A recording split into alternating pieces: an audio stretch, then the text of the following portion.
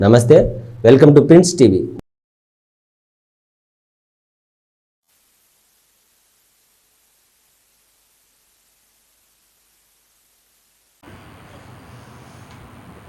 మే 13న జరగనున్న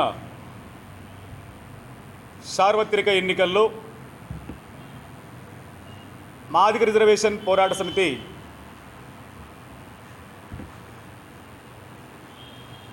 వైఎస్ఆర్సీపీ పార్టీకి జగన్మోహన్ రెడ్డి గారికి సంపూర్ణ మద్దతును తెలియజేస్తుందని తెలియజేస్తూ ఉన్నాం. ఈ రాష్ట్రంలో మరలా అధికారంలోకి జగన్మోహన్ రెడ్డి గారి ప్రభుత్వం వస్తేనే పేద వర్గాల జీవితాల్లో వెలుగులు నిండుతాయని, మార్పు వస్తుందని,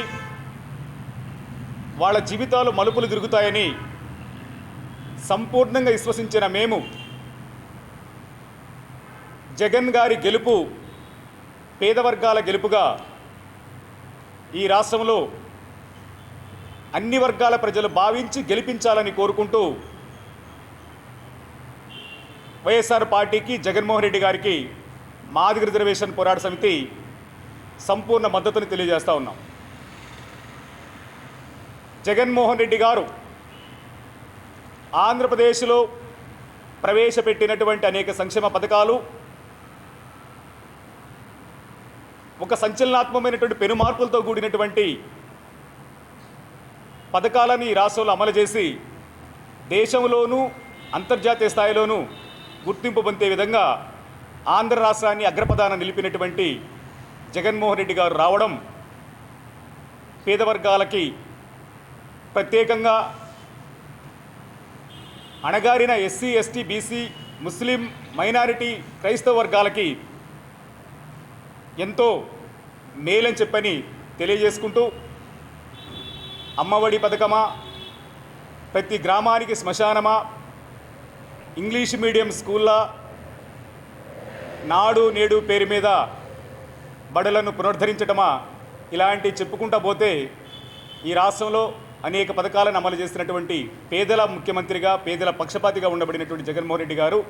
ఈ రాష్ట్రానికి ముఖ్యమంత్రి కావాలని మరొకసారి ఈ రాష్ట్రంలో ఉండబడిన అందరూ కూడా ఆయనకు మద్దతు ఇవ్వాలని కోరుకుంటూ, ఇకపోతే మాదిగ రిజర్వేషన్ పోరాట సమితిగా మేమెందుకు జగన్మోహన్ రెడ్డి గారికి మద్దతు ఇస్తున్నామనేది కూడా మీ దృష్టికి తీసుకురావాల్సిన అవసరం కూడా ఉంది. ఈ రాష్ట్రంలో ఎస్సీ రిజర్వేషన్లను ఏబిసిడీలుగా వర్గీకరించాలని 30 ఏళ్లుగా ఉద్యమం నడుస్తున్న విషయం మీ అందరికీ తెలిసిందే. 30 ఏళ్లుగా ఎంఆర్పీఎస్ ఉద్యమానికి నాయకత్వం వహించిన నాయకుడు ఓ మాయగాడిగా మారిపోయి ఒక మోసపూరిత ధోరణితోనూ ఆంధ్ర రాష్ట్రంలో ఉండబడిన మాదిగలు స్వతంత్ర రాజకీయ శక్తులుగా ఎదగనీయకుండా చేయడం కోసం, అణగారిన వర్గాలకు ఇంత పెద్ద ఉద్యమ నిర్మాణం రాజకీయ యుద్ధంగా మారడకుండా చేయడం కోసం చేసిన కుట్రలో భాగంగా 30 ఏళ్లుగా అన్ని రాజకీయ పార్టీలకు మద్దతిస్తూ ఎన్నికల సమయం వచ్చినప్పుడల్లా ఆయా పార్టీలకు మాదిగ జాతిని తాకట్టు పెట్టి తన వ్యక్తిగత స్వార్థ పబ్బాన్ని గడుపుకుంటూ ముందుకు పోతున్న విషయాన్ని మీకు గుర్తు చేస్తూ ఉన్నాం. వర్గీకరణ 30 ఏళ్లుగా పోరాటం కొనసాగుతుంది. వర్గీకరణ సమస్య పరిష్కారం కాలేదు. కానీ సమస్య పరిష్కారం కాకపోయినప్పటికీ కూడా ఈరోజు వర్గీకరణ అంశాన్నే ప్రధానంగా చూపిస్తూ వర్గీకరణ చేస్తానన్న పార్టీలకే ఓటేద్దామని చెప్పని 30 ఏళ్లుగా చెప్పిన మాటనే చెప్పుకుంటూ పాడిందే బాడరా పాసిబళ్ళ దాసుడా అన్నట్టు 30 ఏళ్లుగా వర్గీకరణ అనే పదాన్ని చెప్పుకుంటూ వర్గీకరణకు సంబంధించిన పార్టీలకే ఓట్లేద్దాం, గెలిపిద్దామని చెప్పని 30 ఏళ్లుగా తెలుగుదేశము, కాంగ్రెసు, బీజేపీలని ఆయన మోసుకుంటూ ఈరోజు 30 ఏళ్ల తర్వాత కూడా వర్గీకరణ సమస్య పరిష్కారం కాకపోయింది కాక ఈరోజు ఈ దేశానికే పెను ప్రమాదంగా మారిన, ఈ దేశంలో ఉండబడినటువంటి క్రైస్తవ వర్గాలకి, మైనారిటీ వర్గాలకి, ముస్లిం వర్గాలకి, ప్రధానంగా ఎస్సీ, ఎస్టీ, బీసీ, మైనారిటీ, దళిత గిరిజన వర్గాలకి ప్రమాదంగా మారినటువంటి ఒక మనువాద మతతత్వ పార్టీ అయినటువంటి బీజేపీకి, ఎన్డీఏ కూటమికి మద్దతు ఇవ్వాలని చెప్పడం, ఎన్డీఏ గెలిపే మాదిగల గెలుపు అని చెప్పని ప్రచారం చేస్తున్న దాన్ని మేము తీవ్రంగా ప్రతిఘటిస్తూ ఉన్నాం. దాంతోపాటు మందకృష్ణ మాదిగ గారిని మాదిగలు మనువాద వైపా, అంబేద్కర్ వైపా తీసుకెళ్లాలనుకుంటున్నాడు కూడా ఈ రాష్ట్రంలో ఉండబడినటువంటి మాదిగ సమాజంతో పాటు అన్ని వర్గాల ప్రజలు కూడా ప్రశ్నించాల్సిన అవసరం కూడా తెలియజేస్తూ ఉన్నాం. ఈ రాష్ట్రం నేను అడుగుతున్నాం సూటిగా, మాదిగల మనువాద వైపా అంబేద్కర్ వైపా తేల్చుకోవాల్సిన సమయం ఆసన్నమైంది కనుక అంబేద్కర్ వైపు అనుకుంటే మతతత్వానికి మనువాదానికి పెద్దపీట వేయకుండా లౌకికవాదానికి లౌకికవాదులకి పెద్దపీట వేసే విధంగా నిర్ణయం తీసుకోవాల్సిన అవసరం ఉందని కూడా ఈ రాష్ట్రంలో ఉండబడినటువంటి నా అన్ని అణగారిన వర్గాల ప్రజలకు పిలుపునిస్తూ ఇకపోతే ఏ ఎన్డీఏ కూటమికి పిలుపివ్వాలని మందకృష్ణ పిలుపునిస్తున్నాడో ఎందుకు ఎన్డీఏ కూటమికి మద్దతు ఇవ్వాలో ఎందుకు ఎన్డీఏ కూటమిని గెలిపించాలో సమాధానం చెప్పాలని చెప్పని ఈ రాష్ట్రంలో ప్రజలు అడగాలి. భారతీయ జనతా పార్టీ వర్గీకరణకు మద్దతు ఇస్తున్నామని వర్గీకరణ అమలు చేస్తామని అధికారంలోకి వస్తే 100 రోజుల్లోనే వర్గీకరణ చేస్తామని చెప్పినట్టు మాట్లాడినటువంటి భారతీయ జనతా పార్టీ 10 ఏళ్ళు అధికారంలోకి వచ్చిన 10 ఏళ్ళు అధికారంలో ఉన్న ఒక్కరోజు కూడా వర్గీకరణ సమస్యను పరిష్కరించకపోయింది కాక ఒక్కరోజు కూడా వర్గీకరణ అంశం మీద మాట్లాడకపోయింది కాక